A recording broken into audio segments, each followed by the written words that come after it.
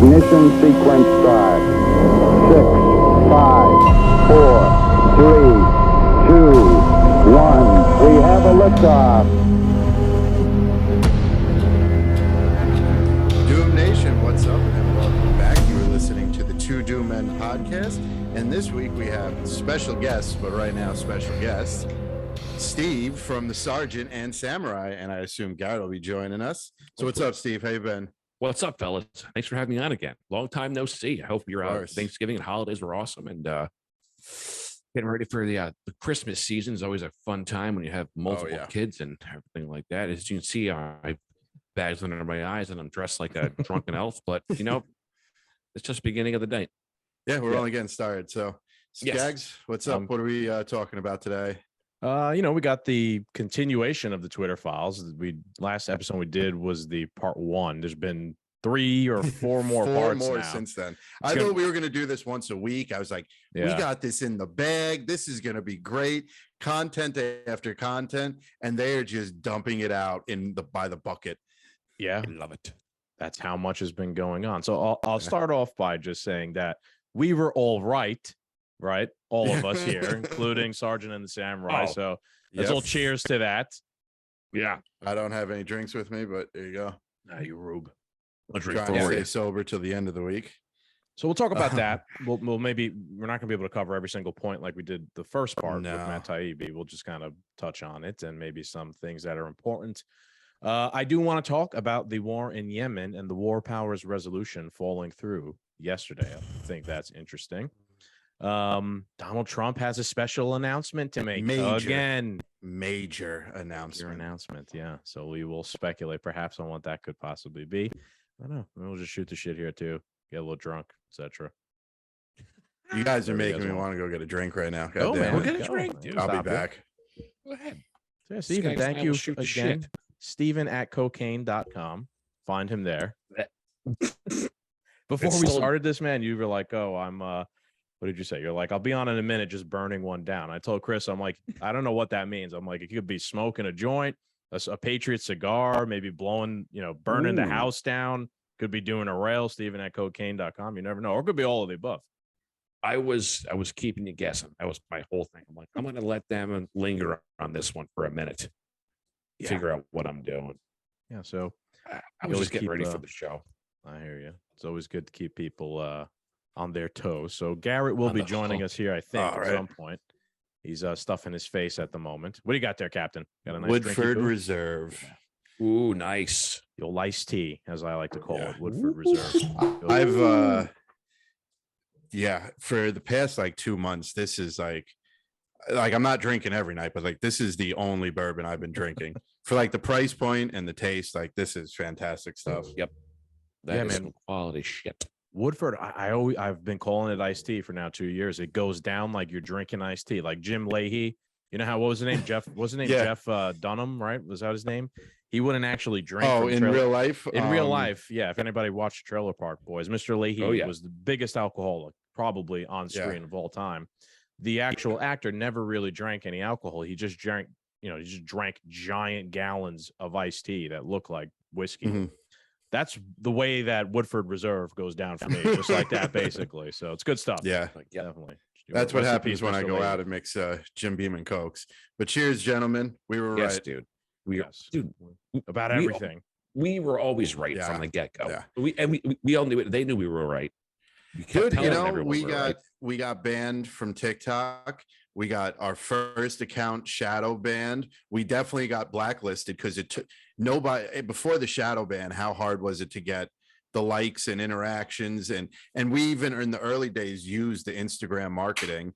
That didn't do shit for us. Yeah. You know what I mean? And I'm sure you've suffered some of the similar consequences. Oh God, yeah. Yeah. These guys are fucking banned off of almost everything. What do you mean? Suffered the same consequences. Yeah. There you go. Yeah. I can't keep track of everybody's bans. There's way too many of us and too many platforms. We got banned on. Retroactive strikes. Mm-hmm. They changed the rules and then went back on our previous content and gave us strikes. But it's I don't even know if that's even legal. Yeah. What's the point? Yeah. We had I opened up Instagram one day and I get the warning that oh, we've locked your account for 24 hours. Your photo went against our guidelines. This was maybe last month, beginning October, maybe. Yeah, probably beginning October. It was a picture from a story that only stays up for 24 hours that we posted in like mid-August. Right. It was like a month and a half ago, later that we got this fucking this 24-hour ban on a story. It wasn't even something that you could go back and look at. We just happened to say this a month and a half ago, and we got banned for 24 hours. Huh. Yeah. Instagram has been probably one of the worst after TikTok, which is straight up kissed us off. Things are looking up, at least on Twitter. I have known, I mean, a lot of people are saying, you know, conservatives and whatnot, that their follower counts are going up tremendously now after not going anywhere for years. You know, my count is small, but I have noticed, like, if I make a really good point somewhere, it gets a lot of exposure. Like, a lot of people will like it or share it or comment on it. I've had a couple hundred like comments on certain things if I make a good point, which I think I do sometimes. So, I mean, it's good. It's a white pill that something is changing, at least on one of the platforms on Twitter. It's been a little bit more fun, too, since Elon's taken over. I don't know, Steven, sorry. What do you think about the Steven at cocaine.com? Steven at cocaine.com, yeah. What do you think, man, about the whole Twitter takeover and Elon and all that stuff? I think it's great. I wish he would have unleashed everyone all at once. This flooded the whole market of everyone that got removed for the complete nonsense, because they were trying to remove people for things that weren't even against their guidelines. They were intercommunication within the heads of Twitter that were talking to each other, and they're going back and forth trying to figure out how to make something up to remove people and slow down the communication. I mean, the left's always controlled social media, and we've known that for such a long time, and you can tell, obviously tell by the way that from the day that Trump decided he was going to run and he had Twitter, because Twitter was dying. We can all agree with that Twitter was I didn't use it till recently. Yeah, I never got into I've been on Twitter. since 2016, 2011. Yeah, it was going the down the corporate drain. press and all them. They were all dying. Everything. Too. They all were. Trump bailed them all out. Yeah, Trump saved them, like not intentionally, just his presence alone saved them. But when Elon took over, I mean, game changing. It was fantastic. Because what I'll say, and I've been trying to stress this to everyone I talk to about this, and everybody that comes up and talks to me about politics and, oh, what's going on with this? Why do I keep hearing that? If we've only got 5 Twitter files so far, and the backside of Twitter is everything corrupt that we've been saying it is. The worst. Yeah, or worse. People probably Twitter is doing it. You know, if Twitter, this is really for our listeners. I know you guys understand this. If Twitter is doing this behind the scenes, so is Facebook, Instagram, YouTube, Google, Snapchat. Move It Out, the CDC. Just it doesn't matter. There are these backdoor channels, and this is what we've been trying to stress. The government is so big, it's got its finger in every cookie jar. And trust me, this is just the first cookie jar we've looked into. This is the first time somebody pulled back the curtain. It's happening across the board. It is, right? And again, we were right. And again, people will say, like, it's just Twitter. Who cares? It's not important. No, they wouldn't be doing this. Big deal. It wasn't important. It's the psyop machine. They're trying to, like, condition people to think a certain way. They're trying to stomp out dissidents. A lot of the stuff, what I'll cover here today, is going to be even more examples of, like, federal agents who worked at Twitter. And look, I don't have any direct proof, but let's be fucking real. They were probably undercover, retired, the same way that Brennan and all these guys that work for, like, CNN, MSNBC. Do you remember, Cap? Over a year ago, we covered like 15 of them, former agency heads or special agents who were, like, retired. And now I work for CNN as, like, their security analyst. And what do you know? The guy goes on there and he fucking says, like, every pro-regime, you know, everyone's a domestic terrorist. You remember I forget his name. I don't know if it was Brennan or the other guy who said that even libertarians were terrorists. I mean, which is what everybody outside of Democrats were, a problem and a threat to the nation. So it's all the same thing. Yeah. Like if they're doing it there in the corporate press, like why wouldn't they also be doing it to social media? Most people consume the corporate news press was on dying. social media. Yeah. You know, at least there was life in social media. The corporate press was, like you were saying earlier, it was completely like, so they used the press as far as they could take them. That's how used they've been. They've evolved and expanded. We know they've used the press, used and abused. And we know they've used social media. Trust me, it's bigger than this, people. Oh yeah. They had no choice. They had to. They saw mainstream media was dying, and social media was coming up. So they had to sink their claws into that. They had to embed their people inside of all the organizations, whether it was on the security intel teams, whatever, that oversee the pretty much the way that communications go throughout social media. And then there's people that that were retired FBI and CIA and everything that got on the boards of these social media organizations, and then they started steering the same kind of talking points that were in mainstream media, because they already had the old people with the mainstream media. They had to find a way to get the younger people that were using this, because they had to put made guys in each of those positions. Oh, of course, because it's the mob. It's the 16-year-old mob, bro. Yeah, a 16-year-old's really not going to be watching a CNN, but you bet your ass he's going to be on TikTok. Right. Yeah. So like we can't get him through that channel, and he's not reading. He's not going to go and buy the Washington Post. Okay, he's not going to sit down and watch Rachel Maddow. Okay, but he's going to be on TikTok all goddamn night and day. That's how we're going to get him. Yeah, and then when he goes to college, we got him there too. Yeah, I will document here in a minute. Who are former FBI's, but it's not even necessarily just former FBI's. One of the things, again, we're not going to be able to cover every single thing that occurred over the past 4 drops, but one of the things that was covered was Yoel Roth, who was, I think, in charge of like safety and whatnot at Twitter, was having weekly meetings with the FBI. Yeah. And over the past 2 weeks, a lot of his older tweets have resurfaced. A lot of them super fucking suspect in terms of like grooming and like, underage, sexualization and stuff like that. Well, a lot of them also show that he was a diehard Hillary Clinton supporter. Obviously, he had a public political position, so he was obviously biased in that fucking regard. This was the guy in charge of, like, to an extent, safety and trust or whatever. Yeah, I think it was trust. It was trust and safety, something like that. Yeah, but he had zero background in trust and safety in telecommunications. But what he did have a background, a PhD thesis paper in, was some creepy shit. Yeah, it really was.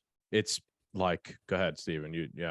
His without us getting banned. Yeah, his thesis for his PhD was trying to argue that people underage, like minors, should be able to use Grindr. Yeah, like dating apps. Yes, that was his PhD thesis. Grooming, and then you're going to put that guy. I'm just going to say it. Grooming.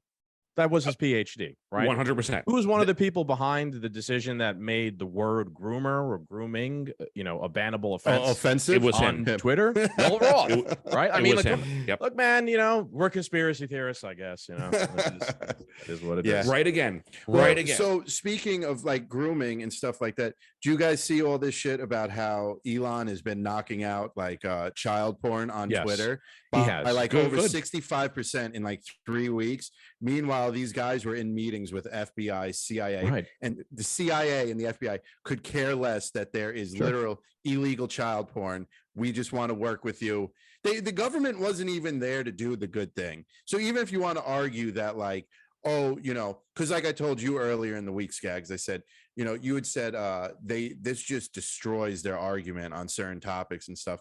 And I said, they're going to argue that the government needed to be there. They were doing the right thing. Yeah, of course. That's the Alamo. Yeah. They couldn't even do the right thing and stop child pornography on this website. So Elon has been working with Eliza Blue. She's like a former, she's like a survivor of sex trafficking. Yeah, sex trafficking, and she's become like a pretty outspoken activist against sex trafficking and like the exploitation of children. So he's been working with her. She's kind of been leading the charge. And she's been pointing out, like, yes, they were more concerned over censoring political speech together with the FBI than they were child pornography, and all these examples on Twitter of it just existing, referencing a couple of scenarios. I'm not going to get into them because they're pretty gruesome. But yeah, like they didn't give a shit about that. They cared about like you criticizing the COVID vaccine, or Trump talking about the election, and good. Because having child porn on there doesn't affect the government. It doesn't affect it enhances perception. Their it doesn't affect people's perception of the government. But what does is people's reluctancy to take a shot or talk about the negative effects of that, or talk about how the process of picking people for higher offices was a compromise. That affects the view of the government from the people. Having child porn, it doesn't affect the government. Remember, the government's always going to take care of itself. They're always going to look after themselves. They don't give a shit about that. They don't give a shit about us. It doesn't matter as long as they're on top. Right. Oh boy. I wish we could play like Stone Cold's entrance right now. Garrett Steve Mallet Gold. Wow, what a name. Sounds like a stripper or something. It is. It is. Oh, hold on. Camera down. You think he'd have his fucking camera set up at least? I did, dude. I am on a crazy. He came running in though. He came running in. He dropped the screen to turn it on. Oh, dude. Judo flipped the chair. You guys like my shirt? Hold on. Can you read it? All right. Offensive, adjective, an overused term co-opted by fragile pansies to describe when the truth hurts. Yeah. That's right, baby. Offensive. That is in the Webster dictionary. That is perfect. It is. I did it. There we go. Let's get set up. What's up, boys? What's up, Bob? Back, Garrett. We now have the Sergeant and Samurai on the show, Doom Nation. How you been, buddy? Good, man. I just got done with a promotion night at the gym. I promoted like 15 guys and ladies, and we did a bunch of wrestling and rolls. I just wrestled for like an hour and a half, so my back's gonna feel great after we sit here for a while. Perfect, buddy. Yeah. What are you guys talking about, Steve? I like your little outfit. Is that like the elf mode? That's cute. It was the elf mode because I'm thinking this is probably the last time we're going to see these boys before Christmas, so I might as well. Yeah, that's why we wanted to get you guys on. We got to make some rounds. Get some familiar faces on before the year's holidays. over. Skaggs, you sent me the email of Two Doom Men year in review, and Doom Nation. We have been around for over 1,000 days. We have been a podcast for over 1,000 days, and I think that's pretty cool. Yeah. That is pretty rad. Yeah, me and Steve just hit on Monday. We hit our 114th episode. There you go. Not counting the ones we've done with you guys, just our personal episodes, and not counting like I do the Samurai Silver report. Mm-hmm. Get upstairs, bro. See, this so you got Navy SEALs sneaking around behind you. Like they're always in training. He's all amped up because he's losing a tooth, and he got a stripe in jiu-jitsu today, so he's all amped up. Oh, nice. Good job, buddy. Yeah, and then my older one won his second wrestle off, so he took the 55-pound slots for the varsity team, so he's all psyched up. So good news. 55 pounds. What a monster, right? Yeah, that's awesome. He is, though. I don't know if you guys no, my oldest is the 55-pounder. My middle one's like 43. God damn. Caleb's like 82 pounds. Yeah. Oh, he's tiny. He was the one who was born with his guts on the outside, so I'm just happy he eats food. Yeah. It's a good thing. Better be careful, man. When you get older, these kids are going to beat the shit out of you. No, they're my protectors. That's what's going to happen. Yeah, they're going to protect you by beating the shit out of you. Yeah, that's right. But he's like Master Splinter, and he's raising Ninja Turtles. I am. I say I'm raising assets, not liabilities. All right.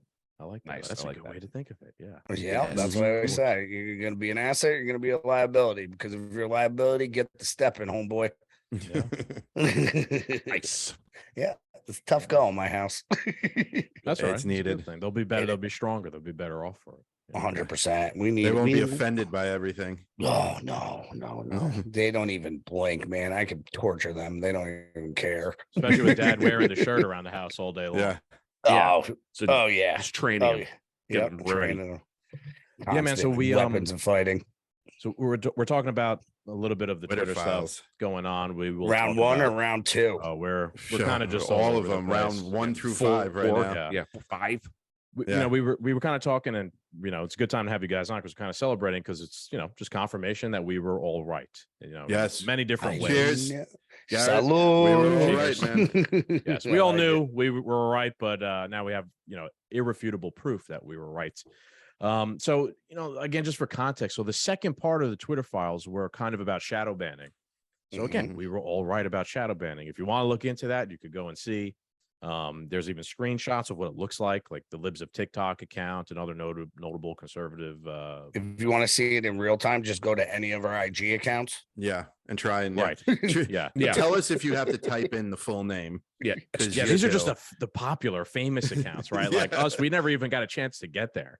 No. Dude, me and Steve have been shadow banned since week 1. Yeah, week 1. Sure. It's been almost over a year. The first and a post half. are like, you're done. Shadow banned. Yeah, they're like, you guys are assholes. Well, you got to think though, like shadows. We've all been right since like episode 1. And the government was sitting at like Instagram and YouTube and like, oh, no.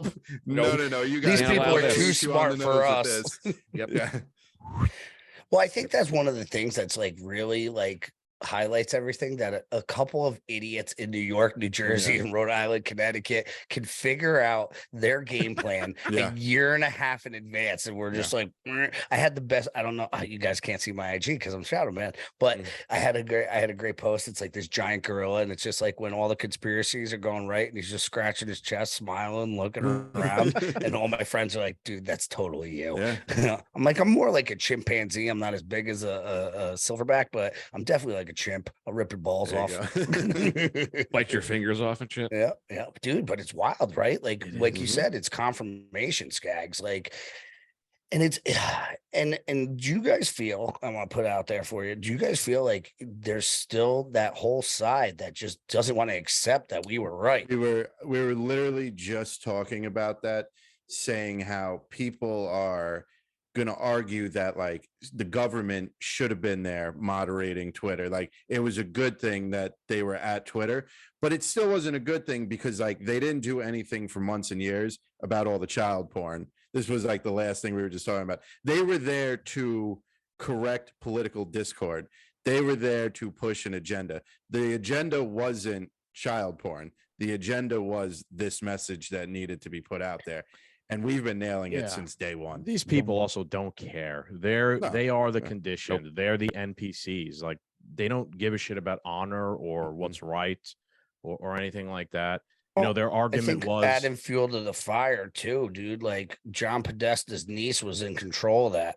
Yeah. Fauci's daughter was on Twitter too. She was there. Yeah, but John Podesta, Pizzagate, everybody says, I mean, I know Cap's on the page with me with this one, but like, Pizzagate and Common Pizza and ordering hot dogs to the White House at 2 o'clock in the morning. In a fucking hot dog bill. Yeah. And the guy, and I don't know how deep your guys go down this, but like, the Chester Benning, how they were saying it's Podesta's son, and that's why he killed himself. Him and Chris dude, put their pictures right next to each other. They have a lot of side by sides on the internet. I don't know if you can look them up and like throw it up, but there's a lot of side by sides. And he committed suicide. And Chris Cornell, and they were making a whole thing about the pedophilia and all that other stuff. But I just think it's weird that his niece is in control of that, one of that sectors of the child pornography ring of Twitter.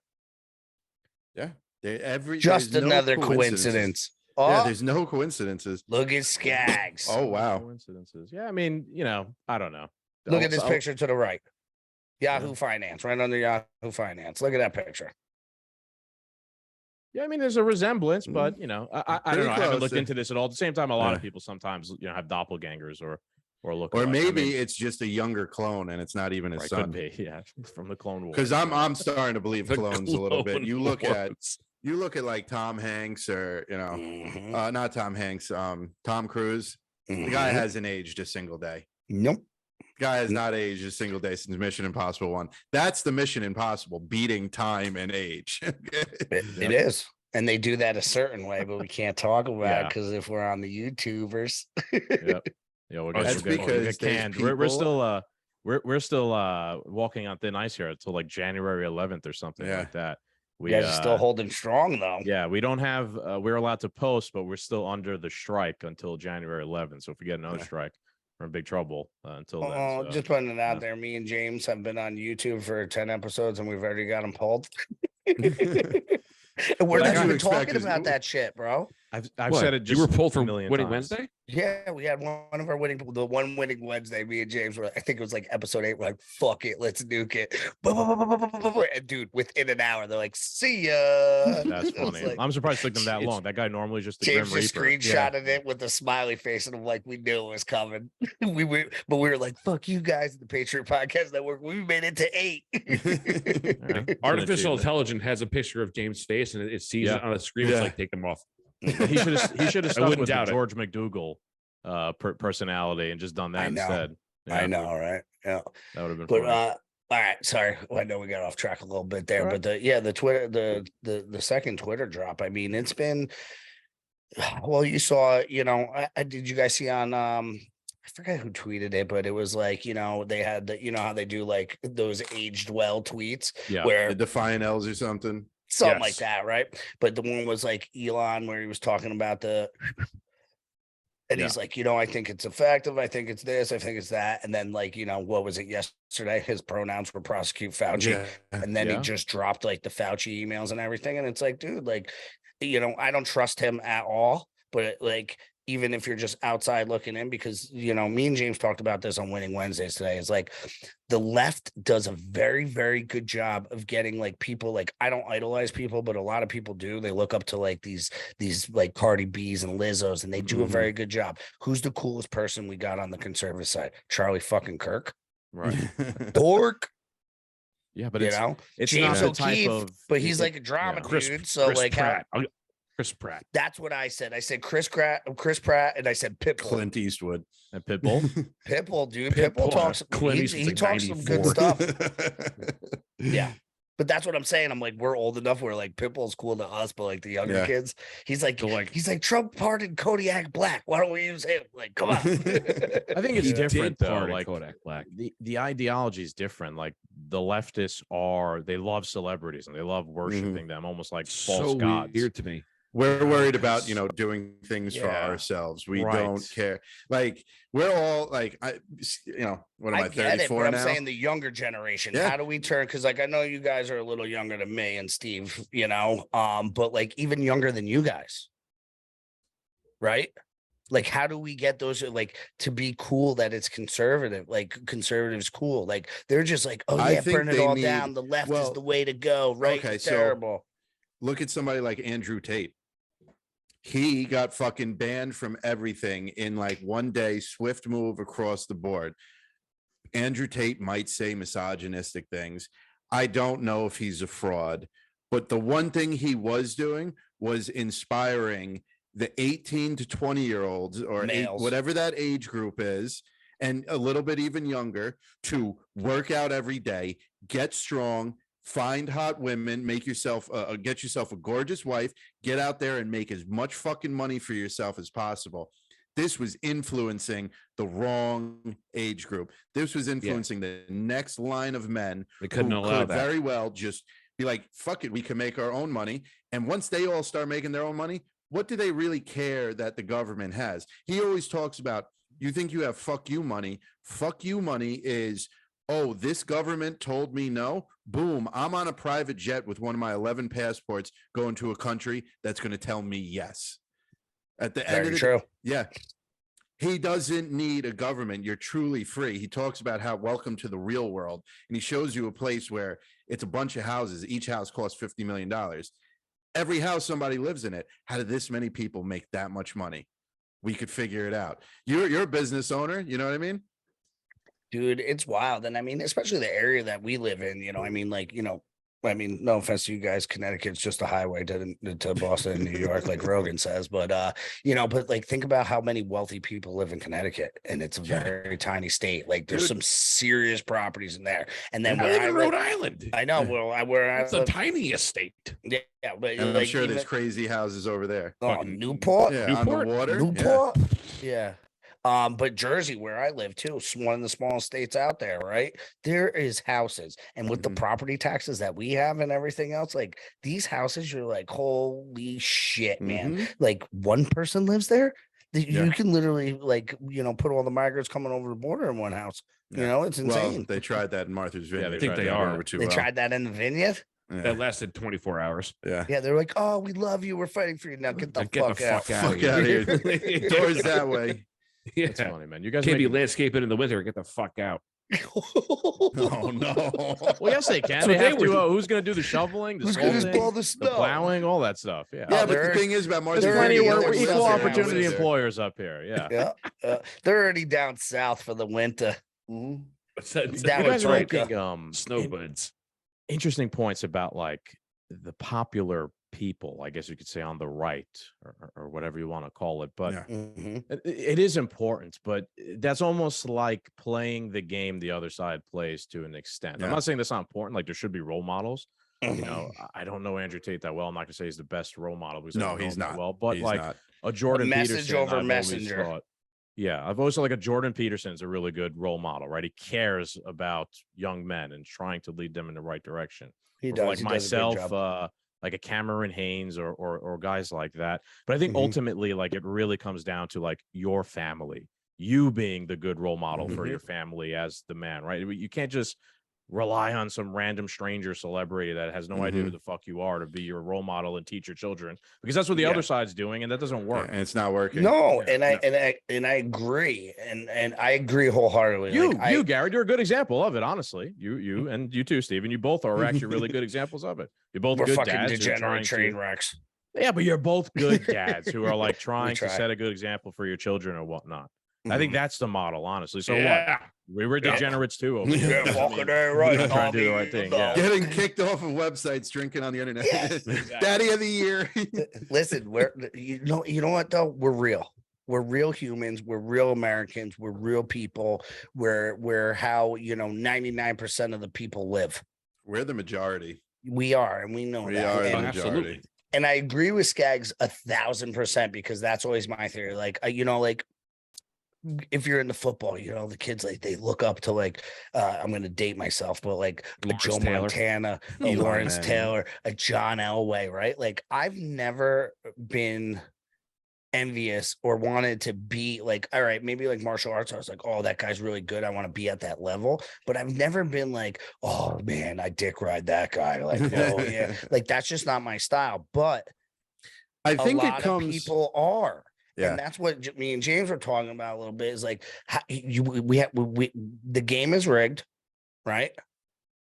We have to beat them at the game to be able to unrig it to set the new rules. Mhm. So the left is very good at getting the messaging in with those type of celebrities and everything else. Like we need to make it cool again to have morals and values. I Yeah, know it's agree. a novel Traditional idea, values need to be traditional cool. values, but it has to Destroy be the family. cool again. How do Yeah. we make it cool again? Now we do have to start grassroots wise, right? And we're doing it all on ourselves. Skaggs is a new father. Me and Steve have been in the trenches for a couple years. And I don't have to worry about it. You don't have to worry about it, but it's okay. But you're still doing your part, right? Trying to Right. educate people and everything else. But at the same time, it's like, how do we get, because that younger crowd is what was pushing them over, if you believe anything, right? It's the young crowd. We had shitty candidates. Like that pisses me off so bad when they're like, oh, shitty candidates. I'm like, did you see fucking John Fetterman? Did you see him? He's got What do brain you mean damage. shitty candidate? You put America's doctor against the guy with brain damage, and they're like shitty. Now I hate Dr. Oz. Don't get me wrong, but I don't every hate him. housewife for the past 2 decades Yeah. loves him, Bought every vitamin he ever sold. right? So how do we even this out, boys? Like I'm Yeah. like I'm You know, I everybody- think it just comes with the territory of conservativeness that you're not worried about what Lizzo is saying and what this movie 1000%. star is tweeting. It comes with the attitude and the personality of who you are. Even like in the libertarian standpoint, like you just want to have like your property rights and do what you want to do in your own backyard, and you do what you want to do in your backyard. If you want to put Lizzo up on a pedestal and pray to her, cool. Just don't bring that shit to my doorstep. And like it's a completely different mindset. The other side is militantly trying to like force their way of life onto you. Yeah. You know what I mean? So yeah, like Elon was talking about question. And they're with winning. the pronouns when everybody went insane over his pronouns. Sure. So I think that's actually a really interesting conversation, the pronoun discussion, especially on Twitter. And I saw a lot of people, were like, hey, you're supposed to be about free speech, well, what's the big deal about putting your pronouns on your website or whatever like that? I don't think those people understand that we outright disagree with that worldview. Like most of us, right? We think that that's bullshit. That's not real. So by the platform, like literally making that a thing on the platform, that shows what side the platform's leaning to. It's leaning towards that worldview. So also that is why we don't want it on there. You're showing your fucking colors that you agree with that worldview. I don't think a lot of people even understand that basic fucking concept, that just putting that on there shows like, okay, they believe in that. It actually changes like communication. Like if it's like, on Twitter, I know exactly how you think. Yeah. I know which way you lean just by the first line from your profile. Yeah. That I know whatever I say, we're never going to agree. Right. Yeah. That's it. Yeah. Right there. So the first statement. I get into the point where it's like, yeah, we're never going to agree, but I'm stronger than you, so fuck off. Well, look, man, even with you that, can't you can't fix stupid on certain things. Well, you can't just technically put that in your handle. Like you could technically put he, him in your handle, but the platforms went above and beyond to make a separate thing for the pronouns. That shows that they are in agreement with that ideology when other people are not. That's called bias. You know what I'm trying to say? So you guys, I know, you guys lean more libertarian. I don't like any of them, right? But which is fine. I just like I have a lot of libertarian views. I have a lot of conservative views. I have, I used to be, I guess you would say, socially liberal, but they've pushed it so far over the edge that we're far right extremists now. Well, we were going to be far right extremists regardless. Like, there's people that I know that are left.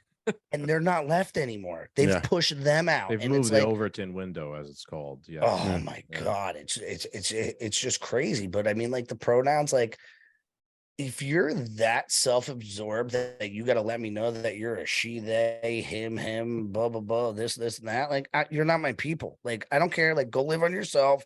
Go do your thing over there. I know my people can hunt, fish, and kill things with their bare hands, so I don't give a fuck. Okay, like. You can go over there and talk all the shit on all the big box stores and the vegan and this and that, but like you will not survive on your own if shit hits the fan. You will not. This goes to something that I said a long time ago. I've been seeing Skags hunting though. That's why I was buddy. Bag him. That's a conservative thing to do. That's something it's popular. Like Cameron Haynes is one of the guys I mentioned. He's a fucking cool dude. He was a bow hunter. He's a bad motherfucker. Works out.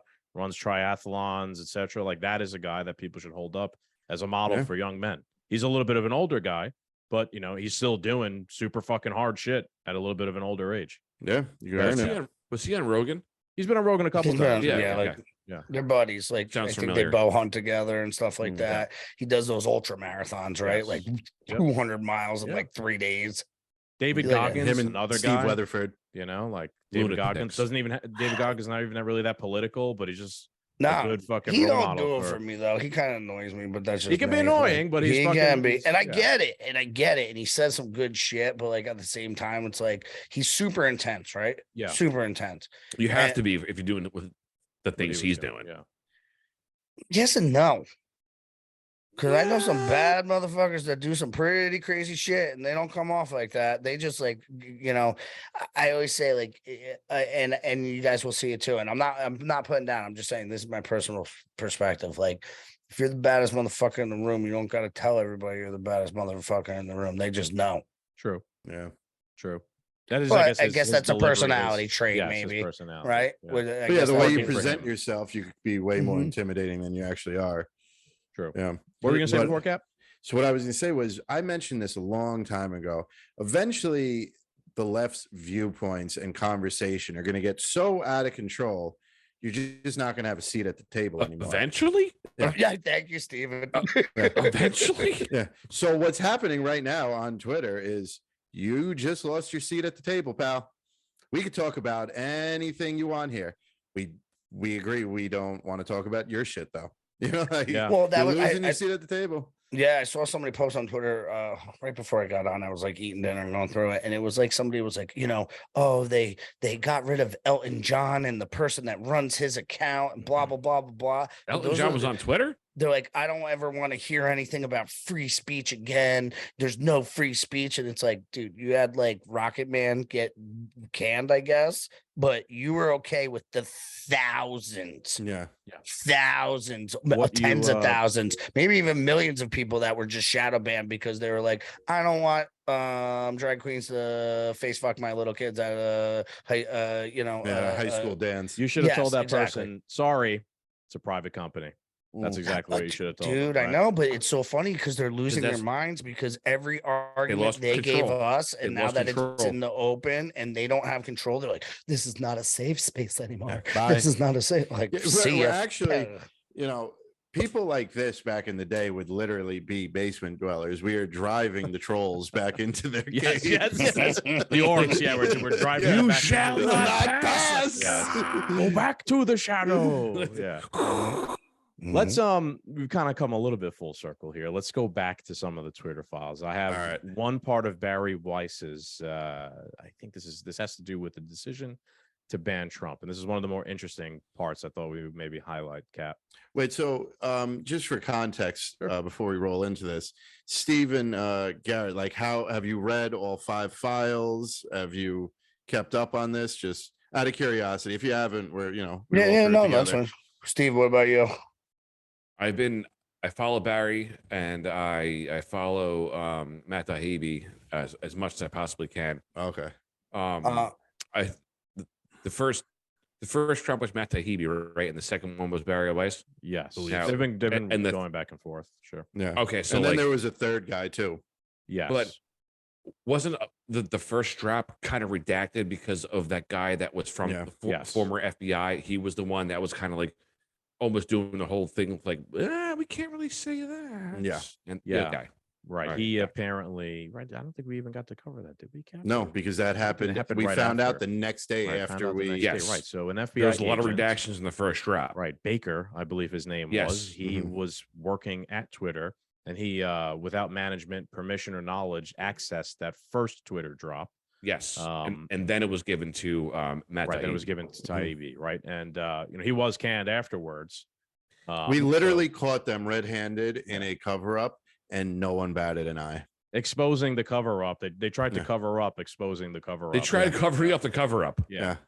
So I thought it still got busted. Everyone's like, whatever. And there's more. I have even more, which I'll get into after this. But I thought one of the most interesting parts, Barry Weiss, one of the Twitter files, was about the decision to ban Trump. Oh, this was very good. This is the low-hanging fruit, I guess you could say. But I thought what was interesting is something I always thought about in the back of my mind. And it's how they treated Trump compared to how they've treated other world leaders on Twitter in the past. So let's start off. I'm going to start over here. Point number 19 from Barry Weiss. She goes, to understand Twitter's decision to ban Trump, we must consider how Twitter deals with other heads of state and political leaders, including in Iran, Nigeria, and Ethiopia. In June of 2018, Iran's Ayatollah Ali Khamenei tweeted, Israel is a malignant cancerous tumor in the West Asian region that has to be removed and eradicated. It is possible, and it will happen. Twitter neither deleted the tweet nor banned the Ayatollah. I do follow him. He does still tweet crazy shit to this day. In October 2020, the former Malaysian prime minister said it was a right for Muslims to kill millions of French people. Twitter deleted his tweet for glorifying violence, but he remains on the platform. The tweet below was taken from the Wayback Machine. So there it is right there. Muhammad Buhari, the president of Nigeria, incited violence against pro-Biafra groups.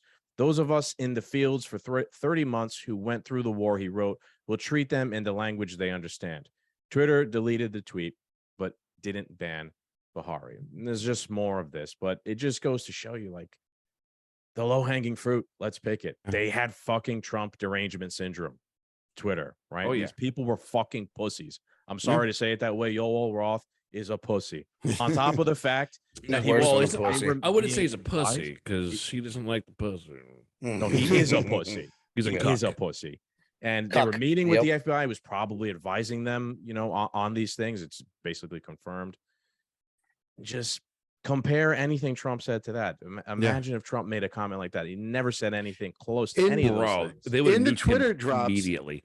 In the Twitter drops, they actually got mad on January 6th when Trump said, go home, go home in peace. They have the emails back and forth of them getting angry that he said, go home in peace, right? They bent these rules, and they show the email chain. They bent the rules in any way that they could find a violation against him.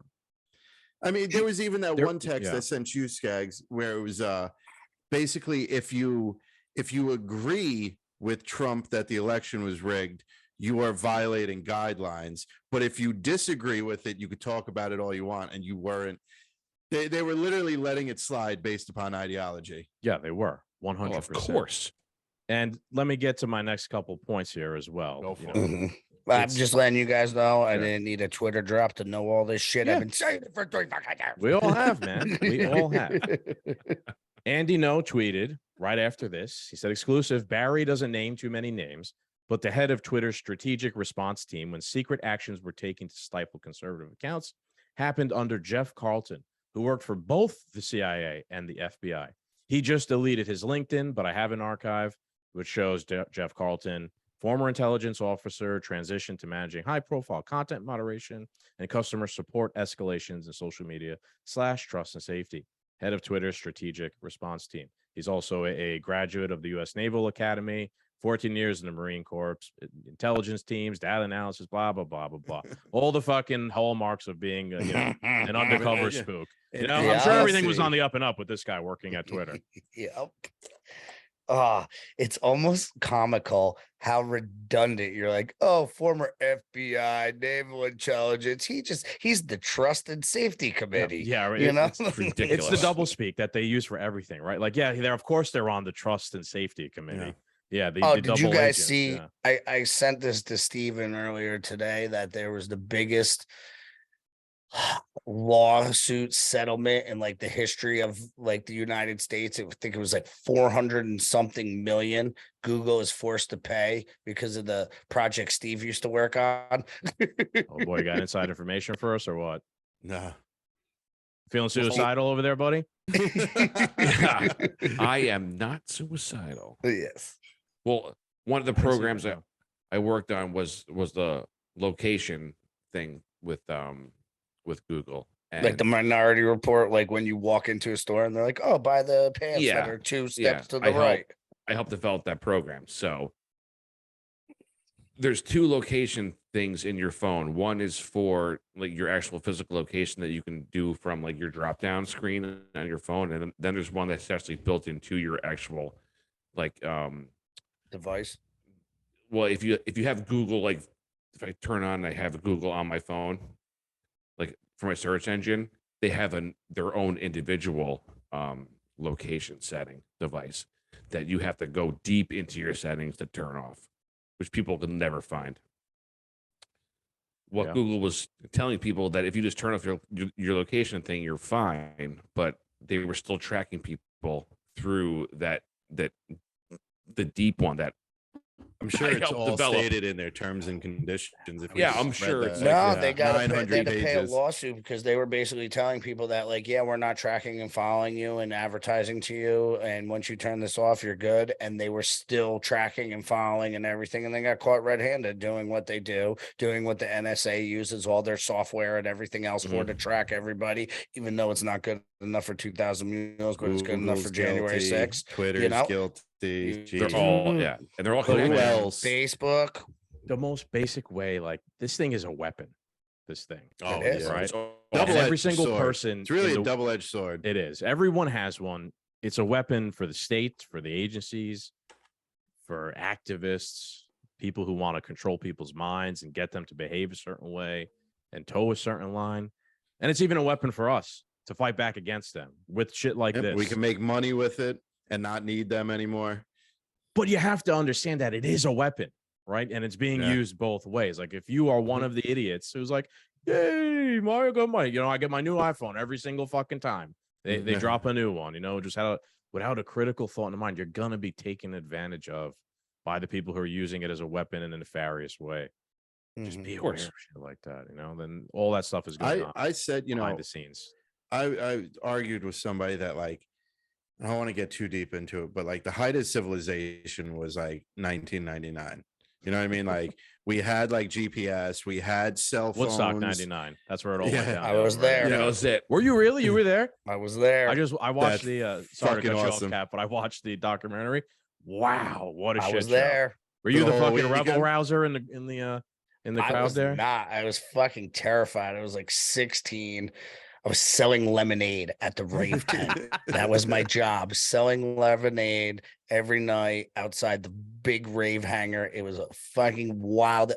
We could talk about this another time because it's pretty That's crazy. a whole episode right there. Oh yeah, but I mean, I was from like, I don't know, I was a football field away, half a football field away when the first propane tank started like boom, boom, boom, boom, and they were lighting them on fire and shit got crazy. And dude, it was wild. It was scary. It was touch and go there just because there were so many people. There was no law and order. Yeah. It was complete anarchy.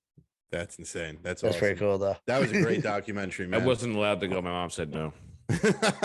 She's like, you want me to let you go to a field with 300,000 people during the height of the ecstasy rise when you're 17? I'm like, yeah. She's like, the fuck you are? Yeah. Yeah. I want to be Steven at cocaine.com. Yeah. It would have been Steven at ecstasy.com. My mom slapped me on the ass and was like, have a good time. My mom's like, the fuck you are. Well, you were going to work there. I was just going to party. The guys lighting up propane tanks really hard. Yeah. Oh, yeah. Yes. Cap, what was the point you were going to make before I move on to the next? Sorry. Oh, shit, what were we even talking about? The height of civilization was like in 1999. the late 90s. Because ever since, like, you had a phone, we were able to get in touch with each other. If a building needed to be built, it got built. If a road needed to be laid, it got laid. You know what I mean? Like, everything was pretty much under control. After 2000, we had this explosion of technology. And it's kind of like Jurassic Park, where, like, you know what I mean? Like, they didn't earn, bringing back the dinosaurs. They kind of just ran wild with it. Yeah. What is the famous quote by Dr. Malcolm? Right. Yeah. It's like, you didn't stop to think if you should, you just did, or something like that. Right. Yeah. And that's kind of what happened with technology. It went from like one day, like, I can't use all my minutes, so you could only talk to me when it's important, to I can destroy your entire life with like one tweet.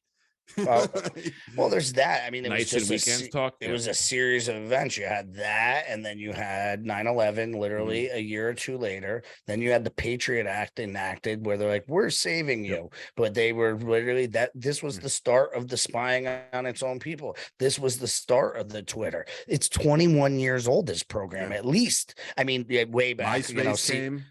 But that's what I'm saying. Like, and if you go down really went into overdrive at the invention of like the iPhone, the smartphone that gave you the power of like the internet and a computer in your hand. You think Jobs invented that, or he didn't get that technology from somebody else? That's that's so historical, right? Like the military invented the internet and stuff like that. So yeah, of course. Al fucking Gore did. What are you talking about? The full quote, by the way, is your scientists were so preoccupied with whether or not they could, they didn't stop to think if they should. So that was a great fucking quote from Dr. Ian Malcolm in Jurassic Park. I saw that in theaters. So fucking old I am. Yeah, well, you tried going to Woodstock 99, so yeah, it's 21 years ago. Let me go on to my next thing I want to show here. So this was shared by Majid Nawaz. I don't know if you guys are familiar with him. He's been on Rogan a couple reformed, reformed, and now like a super critical thinker, and like, is he the guy that warned us about the new prime minister of the UK talking about was that the same guy, Skaggs? Yeah. He had a great episode with Rogan a couple months ago where he exposed a lot of stuff going on, and like intelligence operations and stuff going on, like wings of the British military, stuff like that. So he shared this. He kind of corroborated this. This is from Name Redacted. Interesting Twitter handle there. So it says, number one, Elon Musk, your company has many ex-FBI, CIA agents in high ranks, should probably do a little housekeeping. Kevin Michalina, current Twitter senior corporate security analyst, ex-FBI intelligence analyst, 12 years. All the LinkedIn profiles are posted here to back it up. I looked at all of them. Doug Hunt, current Twitter senior director, ex-FBI special agent for 20 years. Mark Jazareski, current Twitter director, corporate security, risk, ex-FBI, 20 years. Douglas Turner, current FBI senior manager, corporate and executive security services, ex-FBI, 14 years, ex-Secret Service, 7 years. Patrick G., current Twitter head of corporate security, ex-FBI special agent, 23 years. Karen Walsh, current Twitter director, corporate resilience, ex-FBI special agent, 21 years. Russell Handorf, current Twitter senior staff, technical program manager, ex-FBI, 10 years. Michael B., current Twitter senior corporate security manager, ex-FBI, 23 years. Vincent Lucaro, current Twitter senior security manager, ex-FBI special agent, 22 years. Kevin L., you current notice Twitter... they're all like the same age. They've all like in the same class, that 20-year mark. Sure. Yeah. Current Twitter corporate security manager, ex-FBI special agent, 25 years. Matthew W. On and on and on and on. There's about, I think, 14, 15. There's like 14 because he started 0.2 with naming people. Yeah. So like at least 14 that are kind and they're all senior like security managers. Yeah. And like you said, 20-year guys. They're not like rookies who worked there for a year and then left to find another job or calling. Yeah. There are people who retired, and then they went on to bigger and better things after their service in the agency. Give me a like treason against America. It's so fucking, it's so comforting to see, almost 20-year FBI agents are literally the ones just hammering free speech and everything else. And you can't tell me that the FBI is like not the worst place ever, because they literally do nothing, investigate the wrong people, try to lock up everybody that's not doing anything wrong, all the people that are doing everything they saw. I mean, this was the biggest reason. I've talked about this before. Benji from Pilsners and Politics did a good episode on like the creation of the FBI and everything else, and everything everybody was worried about in like 1930 something is exactly what it has become today. So they were all right, just like us. Yeah. Dude, one of the first things the FBI ever did was target anti-war protesters in World War I and World War II. Like, they've been doing this shit forever. It just, people didn't have the weapon in their hands to expose it like we do now. But now they also have the weapon to use it against us as well. They had an even better propaganda machine, because they controlled every newspaper and everyone's television came around, every television. Sure. So there was no other alternative ways to go get news. So like you guys said, again, that's the double-edged sword of it, is like, without this little magical think box, we wouldn't be able to think for ourselves. In a sense, we wouldn't be able to go down different information and find alternative information, alternative media, or be able to see real live tweets of people on the ground in Iran showing what's happening. And then you see like the Snapchat mainstream and go to Kiev. Yeah, exactly.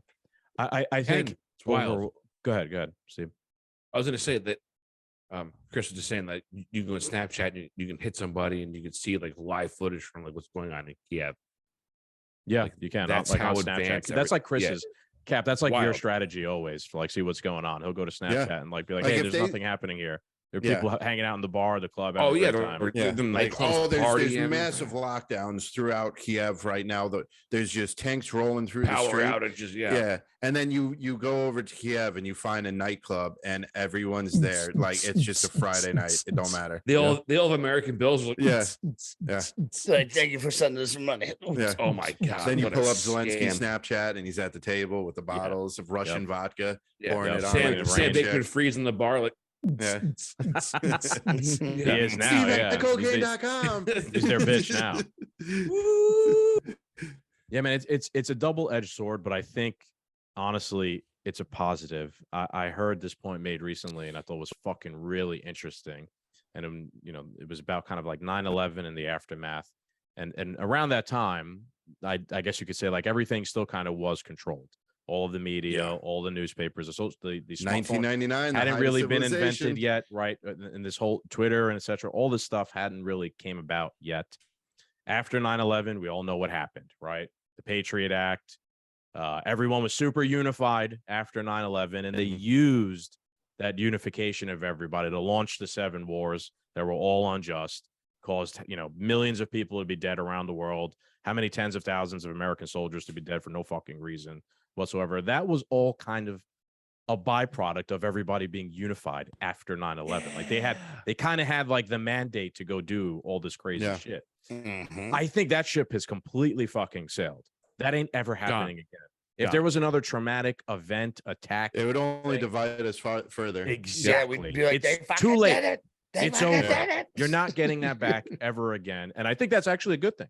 They won't be able to launch another 10 wars of fucking conquest around the world because let's be honest, like there's going to be resistance. Yeah, like the people are not going to go serve or willing, or they're not going to be. Have you seen our army? We'll get fucking steamrolled in the next big one. It's over, Johnny. Yeah. Or is that by design? It is. It is. 1,000%. Well, that's all right because we have the largest freestanding army in the world right here at home. Yeah. We say it all the time, but then there's also the point of me as like I know how inefficient. I know a lot of people that own guns that don't shoot them, don't train with them.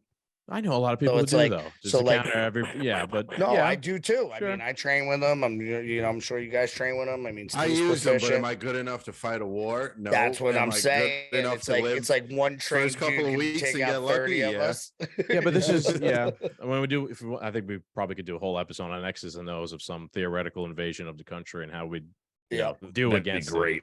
I think we would do actually great. What do you mean theoretical? There's been 5 million across the southern border, biggest land fucking invasion there's ever been. I mean, like the world's ever seen. Like let's say a China military invasion, Red Dawn, something like Red Dawn. No, there's like 30 or 40,000 of them on the Canadian border. They've been there for like 2-3 years. Yep. What about when the they police start coming stations? over? You guys like that? Yeah, the what is it? The Hong Kong police stations or some shit like there's that. Police stations in the United States. There's police stations in Canada. They've had for years. Also, the Confucius Institutes in the schools, right? You know, it's again. I don't think the CCP are good people and all that stuff, but I'm not really concerned about them. I'm more concerned about like the U.S. federal government. I'm concerned about they're the real threat to all of us, not the CCP. We could deal with them later. They're all working together. Yeah, maybe. I think they're all bad guys with competing interests. I think their tentacles are deep, and the people that we have to deal with at home, and they're obviously the most dangerous because they're the closest. But I mean, I think they're owned by these entities. Could be. Oh, for sure. And I think, you have to kind of put them both in the same barrel, like, but they're all bad guys. That's the way I look at them. They're all bad guys with competing interests. Yeah, make your bed at home first before you start making other beds, right? Yeah. Correct. I gotta moisturize, dude. I got bags in my eyes, man. I feel you, bro. I'm the same way right now. We're on the hustle, man. Yeah, always. Dude. It's the holiday season in life. It is. It's tough. Yeah, waking up at 4:30 a.m. Work. You've been fighting shadow bands, and it's not easy being right all the time. It's hard. It's hard being a gangster. I'm like, Dad, I'm right again. Oh. God, I'm gonna lose sleep over this one. All right, we got 2 more topics in our tweets of the week. Let's move on to them. I guess the last topic will be pretty quick anyway with Trump, but I do want to talk about this, especially Steven. You're here. I know you're on the ball with Yemen as well. So Yemen, Jesus Christ, yeah, the war. I mean, were we really surprised? Well, let's explain it first, and then to lay some context. Obviously, I don't even know. Not a lot of people even know about the war in Yemen that has been going on. The United States military is involved to some extent historically over the past 8 years. But anyway, long story short, there was an opportunity to end the war yesterday. Bernie Sanders was kind of one of the people trying to lead the charge on this. So I'm going to read a little bit of an article from antiwar.com, set the stage. Senator Bernie Sanders on Tuesday night withdrew his request to vote on the Yemen War Powers resolution that would end U.S. support for the Saudi-led war and blockade on Yemen, citing White House opposition to the bill. Sanders said on the Senate floor that he was informed ahead of the scheduled vote of the administration's opposition to the legislation, meaning President Biden would veto the resolution. The Intercept reported earlier in the day that the White House was pressuring senators to vote against the bill, and Democrats came out in opposition to Sanders' resolution earlier on Tuesday. Sanders' justification for not holding the vote was that the administration claimed it would work with Congress on ending the war in Yemen. He said the White House wanted to work with us on crafting language that would be mutually acceptable and insisted if that didn't happen, he'd resume his efforts to end the war through a resolution. I'll stop reading there because it's a long article, but man, former Bernie bro here, and I was gonna say, what's your take on this, Bubba? He's a cuck. He's a fucking cuck. yes. He always has He been. sold out years ago. He sold out. He 100% sold out. What at happened Beach here? House, at Audi. Did he sold perhaps out. have a goal to try and end the war, like in his old anti-war left roots? Maybe he did. But as soon as his daddy said, "No, buddy," It's lip service, bro. it could be that too, to keep the the perception of that. The next presidential elections 2 years away. He's got, listen, I wanted to end the war, but it wasn't worth it. Biden administration said no. Yeah, it's their His own party stole it from him twice, and he just took it on. He's the a cock. He's chin. a fucking pussy. He is a pussy. He didn't want to challenge Biden on this, right? Like, what should you have done here? Like, Biden was going to veto. I think this. Bernie Sanders could beat up Biden. Maybe. I mean, I think anybody would have fucking. That'd be hilarious fight. We should have. It's like bum fights. Yeah, Right. Old man fights. Old man political death match, like do the little claymation We of do shit Bernie. like they do in like Japan, where they just judo throw each other in Parliament. They're like, "Fuck are you? Fuck are you?" Yeah. Bam, They and just they start start beating throwing each each other. other. Settle it the old-fashioned way. Yeah. I think though, what happened here, man, was it doesn't shock me that he folded like that, though. It doesn't shock me that. I wasn't surprised. There is so much money to be made by continuing a war. Giving money to Saudi Arabia? Shit. Yeah. Well, Skaggs, you made a great point that I think you should bring up. When Biden's trip to Saudi Arabia? Yeah.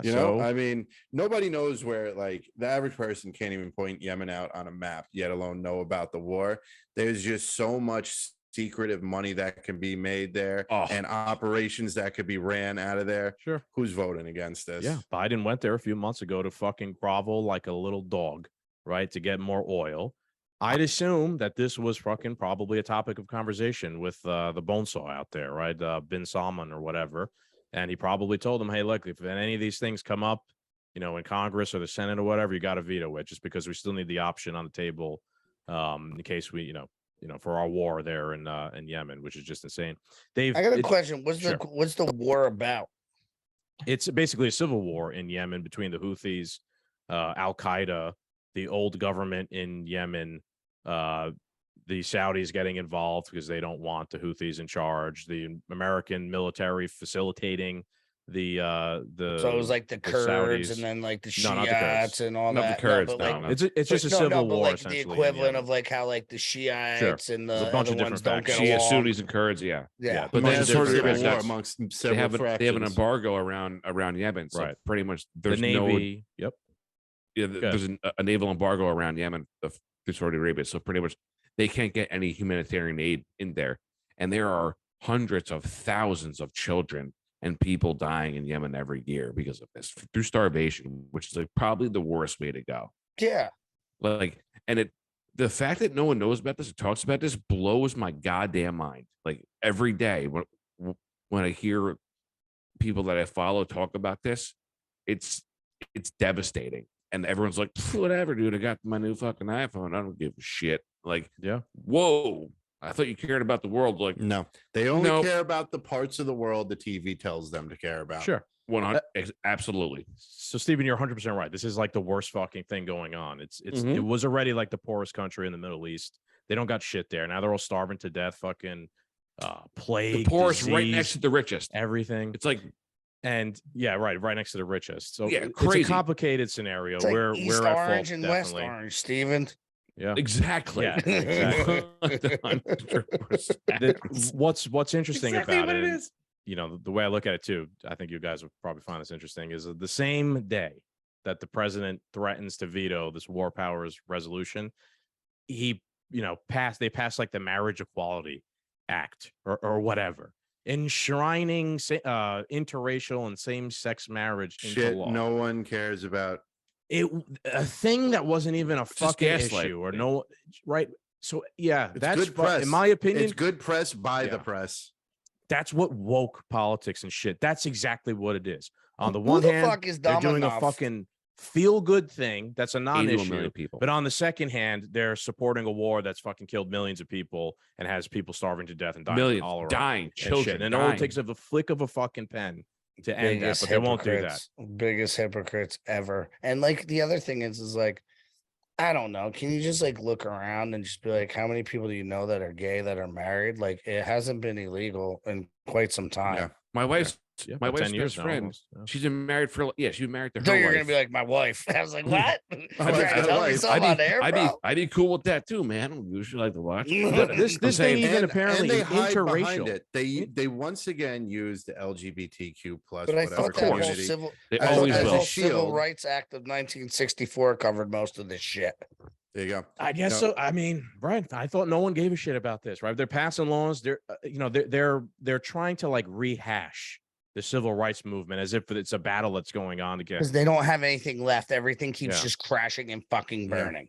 You Yeah. got the Twitter files coming out. You got the laptop coming out. You got the science that never made fucking sense coming out. You got the pokety that is just murking people daily.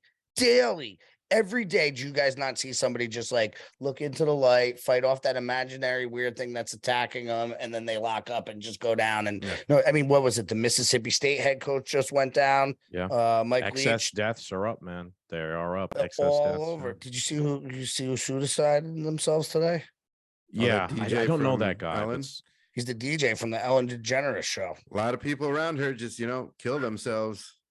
yeah, she's not a nice boss, even Yeah. historically. She just had him so who on 2 knows? days before, praising him, bringing him on, how great he is, everything else. 2 Maybe days he didn't before. get an Upper invite to the send-off. White House today, and he got upset. Maybe. I He's wouldn't got be kids and opposite. shit too, man. Family. You guys follow Larry Johnson at all, the former running back? You've told me about this before, that he's really like Cap, really you like a follow him critical at all? thinker. No. Fuck, Cap, Yeah, get send on me your the- game, send me- boy. Is he on Yeah. Twitter? Send it to you. Is Larry Johnson on Twitter? No, I follow him on IG. Okay. Let me see. He's Oh, very big into IG. numerology. He's very big onto because he was a running back in the NFL for all those years. Who are we And talking about here? Larry Johnson. He used to play for the Kansas City Chiefs. Great number 27.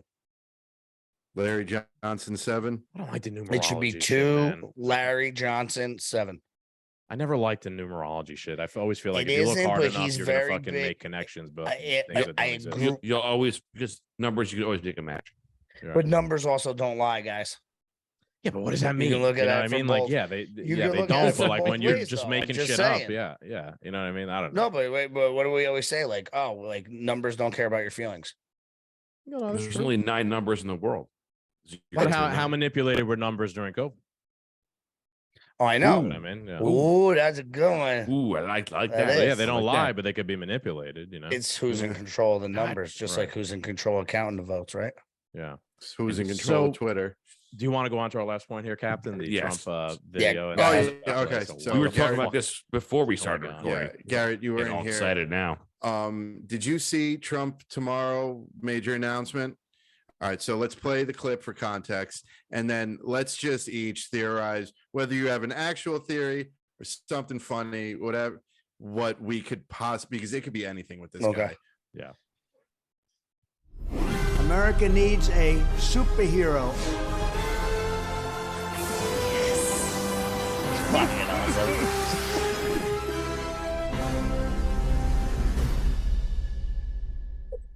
Dude, he's such a fucking troll, and he is such a gangster. It's I like had no it was idea. like next season of Apprentice. All right. Dude, the cutaway to the cartoon superhero Trump leveled me today. I was in tears in my little December cafeteria. 15th. That's tomorrow. Kind of reminded me of Homelander from The Boys. Yeah. Yep. I love It that show. did. It did. So what do you guys think the Let's major go around the announcement's horn, going to yeah. be? Yeah, let's go around hard. We'll start with you, Skaggs. My most well-educated guess is going to have to be that he's going to announce who his vice presidential, is it- running mate is going to be. And It's it's too gonna- early for they're that, going to though. That's sell what it. I said. They're going to set. What's that? What was your question? So it was too early for that, though. I don't. Yeah, that's what Chris said, but I don't understand what that even means. Like, says who? Says like that. There's not written in stone or anything like that. At this point, Trump kind of needs some good press, actually, after the Nick Fuentes Kanye thing. So my guess is that he's going to announce who his running mate is going to be. They're going to try and, in my opinion, dude, it's fucking cringe. The whole thing. They're gonna they're gonna sell it as like the superhero and his sidekick, perhaps Tulsi Gabbard. Someone like that, they could try and spin her as a superhero, served in the military, etc. I don't know. That's She's got that gray streak like Storm, right? Yeah, right. Yeah, maybe She does. Yeah, she's a lieutenant colonel, I think. Trump loves the military, etc. We need a superhero on our side. Tulsi Gabbard Major. might She's a be major. that superhero. Who knows? What do you guys? Who's next? Steven, Yeah, go ahead. I was kind of thinking the same thing, but I don't think he would do Tulsi. Maybe he wants to wait to see the decision what happens with Carrie Lake and Katie Hobbs. Mm-hmm. If he wants to get the female vote, he'd want to get a female vice president. But I think it might be too early in the game. I think he might be trolling people and just pull something silly out of the hat, like he might new golf balls available at Trump. Like something silly. I'm opening up a new golf course. Exactly, in the North Pole, and he comes on a sleigh with Santa Claus and shit, like down Fifth Avenue. Fuck that Antarctica. He found the aliens. He's gonna show us. Yeah, something. Is it? I mean, 2 years of 4 or what? 19. Yeah, it's 2 years. Yeah, let's just say 2 years. That's pretty far out from picking a VP. So I don't know about that, but I can see him doing some troll. I mean, look at the video that we just watched. Yes. Look at that clip. You think he's gonna follow that with a vice president pick? Dude, so I think he might be a real superhero. I think like super soldier serum, inject it right on stage, or show up in like a fat Iron Man suit and like come powering down and be like, I am Iron Man. But his uncle got all the Tesla shit. Maybe he's got some secret technology. Him and Elon, man, Batman and Robin or some shit. Free energy. Yeah. I have started the arc reactor.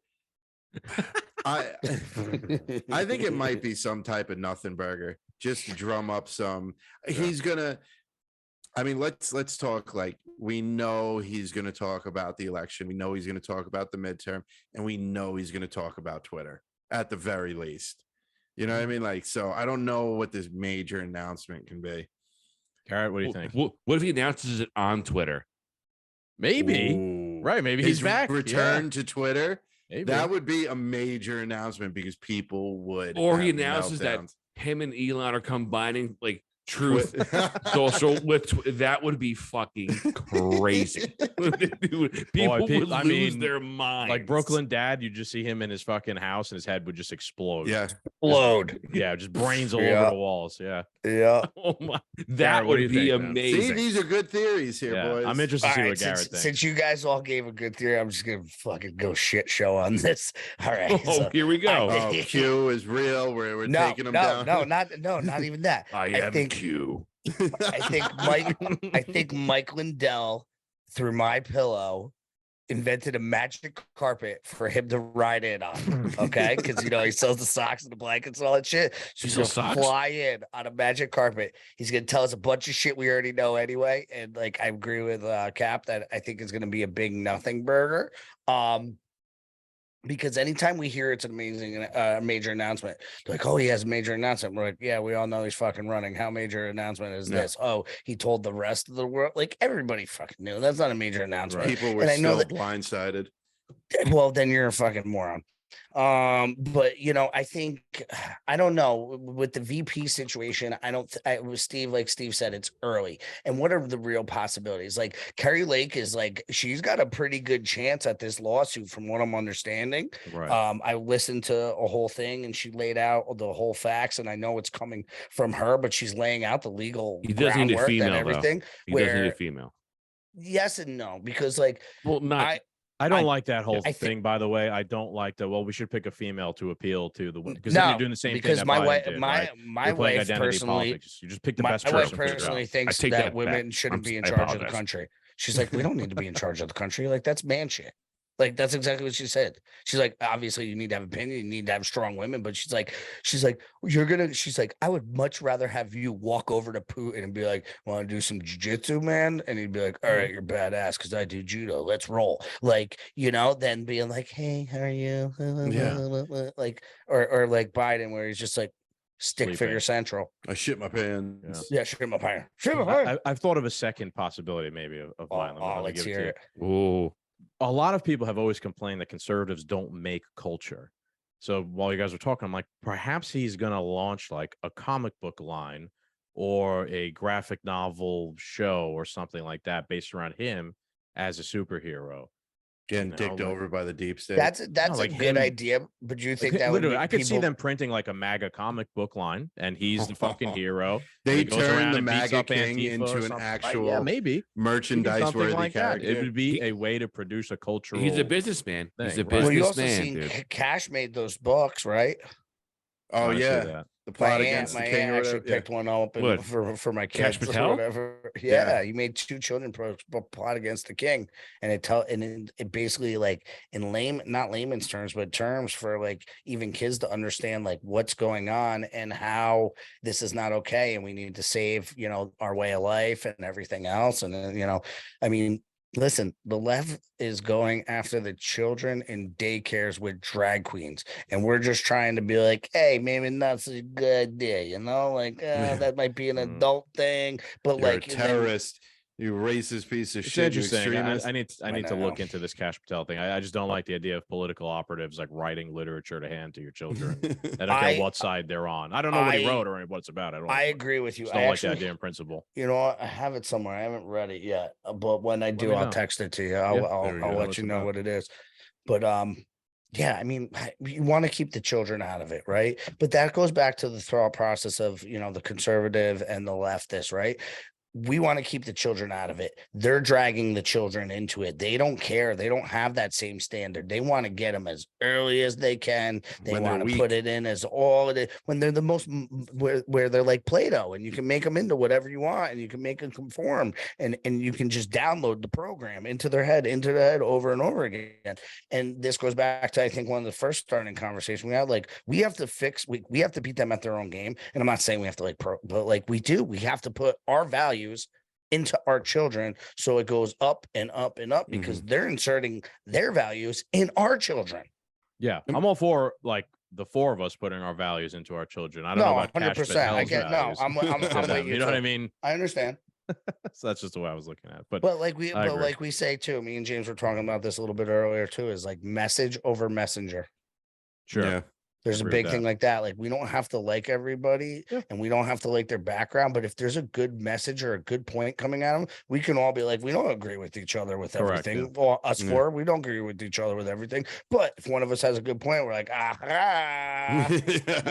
Like, all that perspective. Taste the soup. I don't want to taste the soup. That's I know we're old. You guys know Coming to America? So, please say yes. I've seen it. The first one. I didn't see the second one. Did he say what time he's going to drop this bomb tomorrow? I don't know. I'm trying to figure out how we're even going to see it. I don't That's know what if I'm saying. Fox or I don't know. It'll probably be True Social. True Social, or well, at least we exclusive. can stream it then. Yeah, we'll see. No, if he does it on no True mainstream Social, media is going to give him time unless. What if his announcements on like Twitter, or maybe. Like it's live on Twitter. Anything, like you said, Cap. Anything is possible with this guy. I mean, literally. Or Twitter and Truth integrated. So when you tweet on Twitter, it goes to Truth, and when you truth on Truth, it goes to Twitter. Yeah, maybe. I have a problem with Truth, man. It's such an echo chamber. Platform. I can't do it. Yeah, it's not interesting. It's not. It's not. Oh, it's I agree with everybody here. Or like, I don't like it. There's no bones for me to pick with anybody here. Like, it's not fun or interesting. There's no fights getting picked. No, that's not. I love a good fight. That's the fight. That's the fun of the whole thing.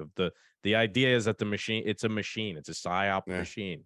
What's the fucking purpose of us all going on there? We all agree. I hope what I do is I go on Twitter and read all the left wing opinions, and then like I get so worked up, I go to Truth Social and read all the right wing's opinions and come back down. Captain's just siloed in just agreement or just complete disagreement. He's got no like. I love controversy. It's just pizza or fucking salad for Captain. It's there's no mix of anything. There's no buffalo wings or mozzarella sticks. And a simple kind of man. Yep.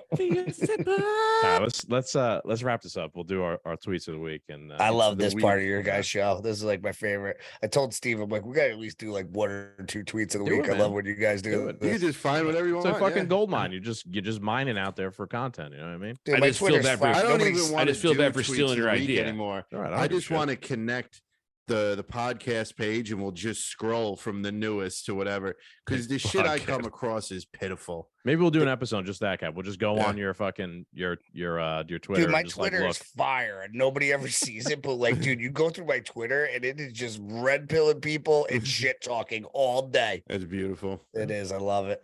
So my first one is from the Libertarian Party national accounts, and they said the only reason the media supports the COVID protests in China is because your government wants regime change there.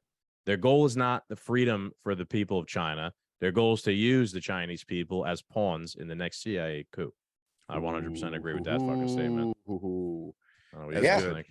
That's good. But I do and I don't, because I think the Chinese control the CIA. So that's just me, though. All right. You might not be wrong. I just, at this day and time, I don't think anybody that really loves this country is doing anything, like that says they love this country, but working for these type of agencies. Like, I don't know, in my opinion, they're all fucking traitors. Because if you're a real person that wants to keep the values, you would be standing up inside these companies. I don't think they need to work for the Chinese but we Communist never Party, though. I think they're just their own evil fucking people that only care about themselves. They don't. You're right. That's a possibility. You're right. They don't care about the country or like any shared values or anything like that. They only give a shit about themselves. Yep. And the way I look at them is they would like to expand this little empire they have to, East Asia and places like that if they could. I don't think they fucking good.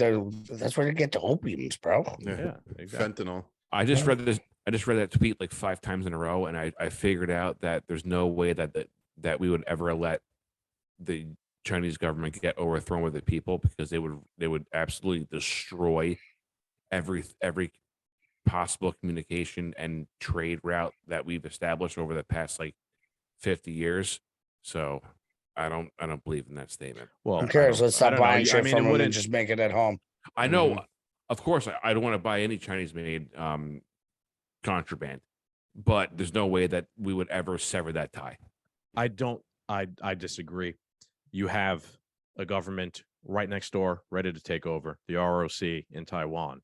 You just I was them gonna back say over Taiwan, to Beijing, and now they're in charge, and they're our puppets. Taiwan is located in a very strategic spot. They control. Talked about they could control that whole entire waterway. Yep. All right, let's go on to Captain. This one's gonna probably piss everybody off. I could just tell by the handle. Oh no, it doesn't exist. No. Oh no, you know what it is? You know what it is? They blocked me, so I can't see it. That's what it is. Oh, sorry, it's Occupied Democrats. Democrats. Oh, they blocked you? Yeah, they blocked me. Yeah, personally.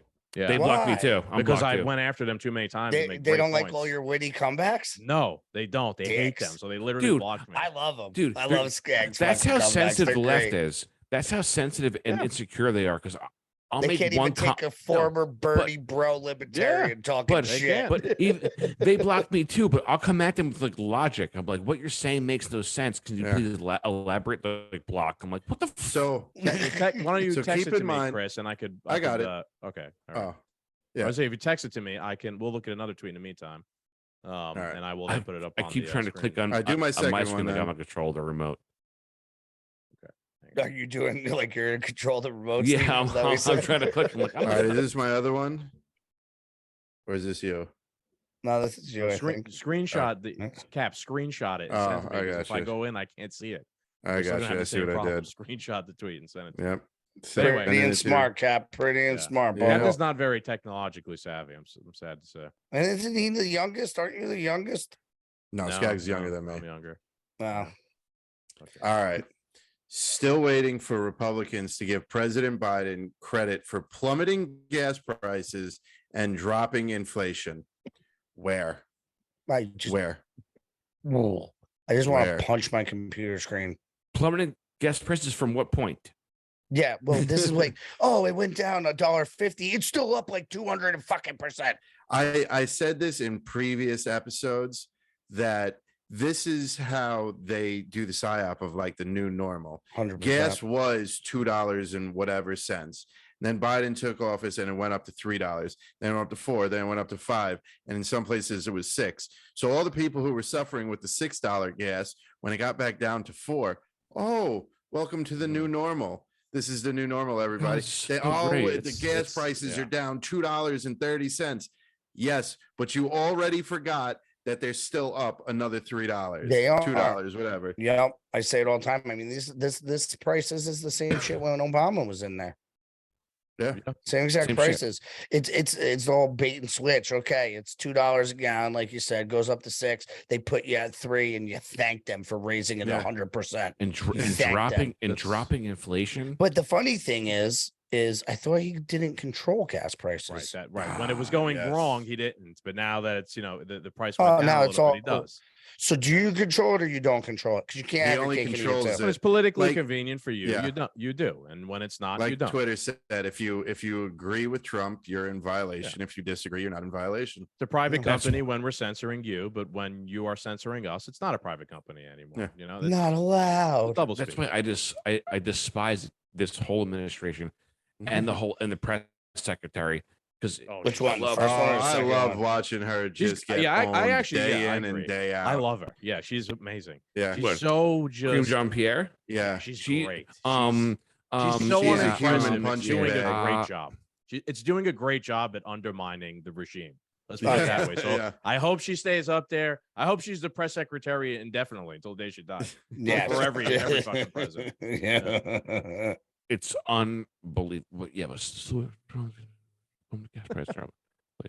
I can't even read that with a straight face. I can't even read that tweet with a straight face because it makes completely no sense. This is Did what you get the Captain text, feels Skags? every I day sent on. it over I to got you it. in a So screenshot. I gotta see if I could get it over to the other side. Why would we ever give President Biden any credit for anything? Even how about we that? could give him credit for the fucking gay marriage, I guess, but That gas him and prices Obama were inflations- against. Yes. All right, here it is. Okay. Occupy Democrats. My pronouns are boycott Tesla. First and foremost, how many Democrats ran out and bought Teslas when they said we're going to get electric cars? How many All of them. people invested in Tesla because we're getting rid of the gas, bro? And didn't Democrats just lose their mind and talk about the importance of pronouns when Elon used it because it upset the Branch Covidians? But it's okay to use your pronouns to talk shit to Elon. Right. It's the same thing that Elon did about it's Fauci. the exact Right. same thing. Yeah. Right. Technically. And it's obviously it's ironic right now. They're no longer pro EV. Now they don't like EVs anymore because Elon. We'll all be driving 98 Camaros by 2020. That'd be fucking dope. V8s, 5.0 Mustangs. Dude, hell yeah, baby. 94, Listen to a 94 Aerosmith. lifted Land Cruiser. Yeah. I can't wait to piss everybody off. This is from Jacob J. at Rise to Liberty. We are the unorganized truth fighting an organized lie. I thought that was a great fucking little quote there. I think that's a great encapsulation of kind of what's going on. It's like it's definitely an organized lie. That's for sure. Like all these little, what does James always say? Right, like death by 1,000 cuts. It's not one. I say that. sword, Yeah, I say it all the time. Death by 1,000 cuts. What it is. But the other side is one gigantic monolith of fucking NPC groupthink that's all working together. I actually love that tweet. I don't follow him, but I'm going to. Go for it now. You gonna give him a handy? I'll come right over to his house right now. Give him a mouthy. Whoa! Took it to a different level. Hey, because of the gay marriage being passed. That's sweet, Steven. Yeah, I am respecting the rule of law today. Okay, or yesterday. Oh yeah, you're respected. All right. Here's somebody respecting logic. This is a great tweet. Dr. Foster. It should be illegal to name children until they've decided on their gender pronouns. All babies should just be given a number. That's got to be satire. There's no way this is a PhD. Thank you. If you go through some of the comments, people are like, this is a satire account, right? All the cats. But she also thinks Hillary Clinton and Harris are going to run in 2024. So this must be satire. I wouldn't put it past that. Hillary Clinton sad. And like I would Harris. like that. I would like to like hang out with her like a grandma. Who follows Jose? Yeah, a couple guys I know that are satire people. Yeah, or not so did I stumble upon like a good satire account then, and I didn't just find some poor psychopath. Look at bear attacks. Look at it go down. Bear attacks. You found a gem right here. You found a gem, dude. Data speaks for itself. This is no coincidence. Global land ocean temperature index. Oh, she believes in climate change too. Let's go. Annual mean. This is absolutely satire. It has become harder to identify our satire accounts because of how ridiculous some of the positions have become in the political. Like the COVID, if you're unvaccinated, you're going to get into a car accident. Damn it! And in my case, that's actually true. Today. So we'll cover that next time. Skaggs, you just had a baby, right? Me and my wife were talking about this the other day. We're like, because we just haven't had a baby in a couple of years. Just had a baby.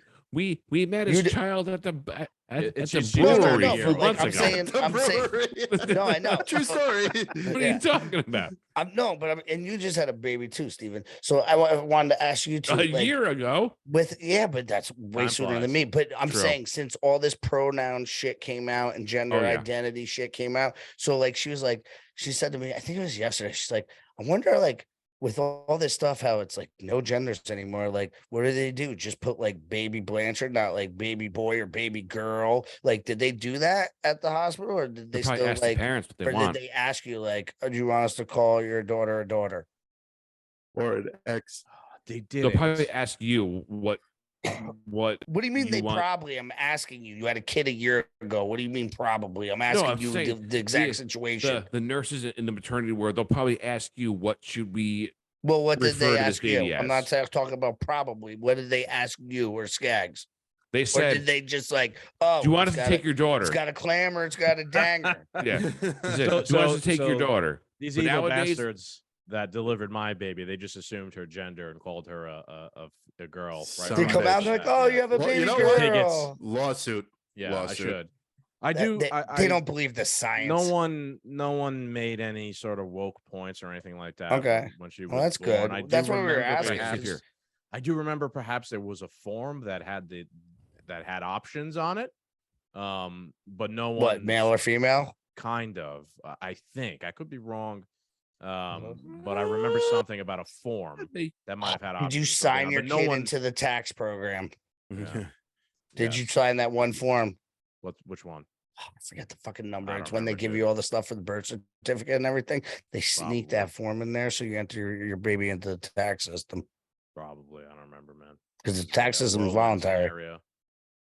Yeah, that's there's an interesting case actually in Yonkers, not to go off track, but there's a guy's name is Dominic Foodie, I believe, and he hasn't paid his taxes in fucking like 40 years. He's been just, in a lawsuit battle with the IRS, basically claiming that on grounds. It's like nowhere in the Constitution does it say I have to pay taxes. No, it's totally voluntary. But the problem is once you voluntarily enter, you do have legal binding stuff. Like you can go to jail because it's voluntary. But now that you volunteered and you started paying, if you don't pay us, we have it in there that we can garnish your wages. We can throw you in jail and everything else. So there are ways to take. I have a couple buddies that have taken themselves out of the tax system. Rationalization. But do they still pay taxes? I gotta look into that. It's not voluntary though. Yeah, because they're in jail. Yeah, exactly. They're not. I'm just waiting to see if they go to jail, but I'm just checking. All right, I got one more. I think I saved the best for last. At least found this earlier today. The best James around. Melville. He said, the left used to prioritize welfare and civil liberties, but now the largely metropolitan pseudo-intellectual wannabe left has bastardized itself with globalist corporate wokeism. That, quite frankly, is an empty vessel ideology that the vast majority of folk absolutely hate. I think that was pretty spot on. That's definitely like an ex-Democrat. Yes. I agree with you. I just, what I don't also, I don't know if it's just because I'm a simpleton, but like all these terms that they try to make like pseudo intellectual, like shut the fuck up. I like it when you use them big words with me. Yeah, it's not even a big word. Whoa. It's not even big words. It's just word salad constantly. Yes. What did Kareem say today? Buy caramel. Who said this? Did you see that? No. Press secretary. Kareem jump. Yeah. What'd she say? Do you remember exactly? Buy caramel, bipartisan. Yeah, buy caramel. Like, what the fuck does that even mean? Like brown and white people hanging out together? I think Hey, so. Biden could just sultry say goodness. gibberish and people clap. So I agree with you. I think the left normally is always speaking in word salad, and they're always trying to like manipulate and distort language. Because and they're like, "Oh, you're inferior because you didn't understand my stupidity. I just spit." But I do think you sometimes need their whole ideology is so complicated. You do need to use complicated terms to try and explain it to people.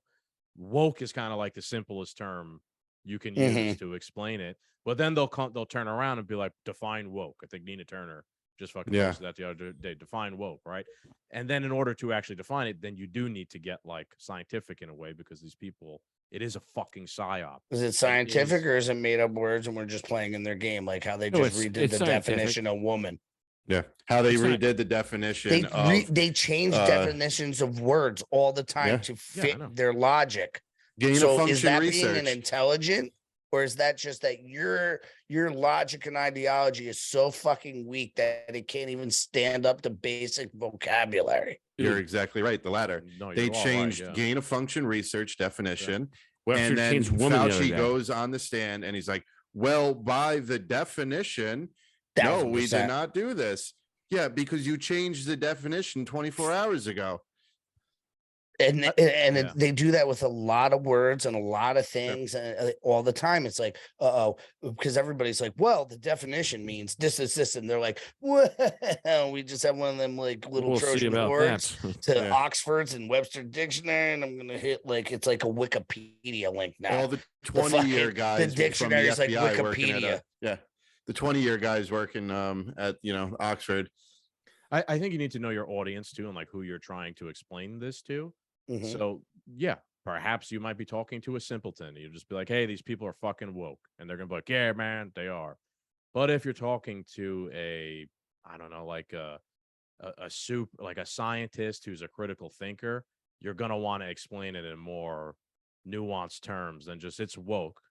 You got to know who your audience is in a sense. I guess. I think you have to be able to articulate yourself a little bit better. But I also don't feel like just because you're a scientist doesn't mean shit to me. Just because you're a doctor definitely doesn't mean shit to me, especially after the last 3 years. Like, oh, you have a DR in front of your name. What about Dr. Malone? You ever hear Dr. Malone talk? He talks. Yeah, I do. And then we had complicated terms. No, he's great. But I also know I've personally talked to Dr. McCullough. Yeah.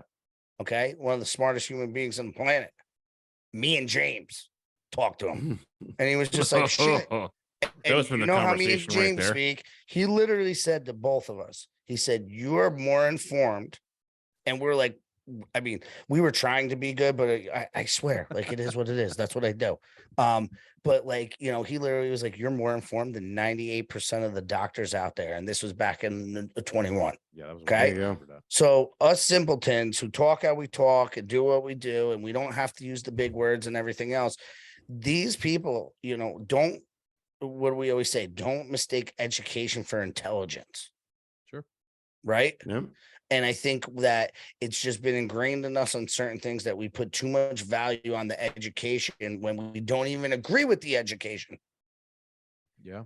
Right. But you're like, oh, he went to Harvard, he went to Cornell, he went to Bucknell, he went to UPenn. And you're like, these are really like prestigious colleges. But like at the same time, the shit that they're teaching is this woke bullshit with stupid fucking definitions, stupid wording, and like it's just government in general. Like you're literally they make things more complicated than they are, when we could just be like, draw the line straight. Yeah, I agree. I heard Jimmy Dore say this the other day, and it was a fucking great line. He was like, throughout this whole thing, he's like, the science people, the smart people, he's like, they told you don't read. That's what they literally told you. Like, they encourage you, don't read anything, don't learn anything. If you do, you're doing your own research, you're bad, you're evil, etc. Just listen to me. He boiled it down to a very simple phrase. They told you don't read.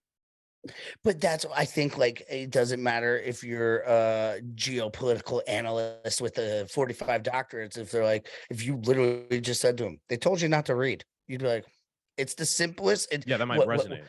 Straight line, right? Shortest distance between 2 points, straight line. From your left ear to your right ear. Yeah, like, it's in.